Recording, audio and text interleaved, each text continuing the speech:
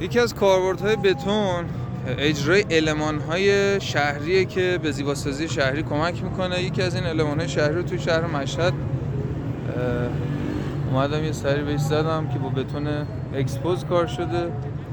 یه طرح جذاب و جالبی داره. به این شکل دوربین رو برمیگردونم از نزدیک بررسیش بکنیم.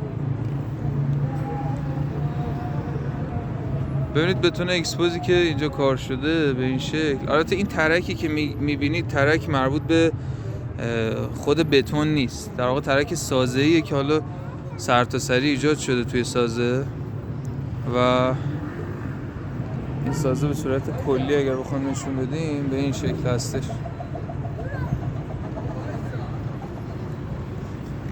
از دور این سازه چنین سازه‌ایه که بیرونش بتونه اکسپوز کار شده، داخلش هم یه حالت آینه‌کاری و اون بحث مذهبی بودن و این داستان‌ها اومده پیاده شده به شکل یک المان بتونی جلوی حرم امام رضا هم هستش این سازه.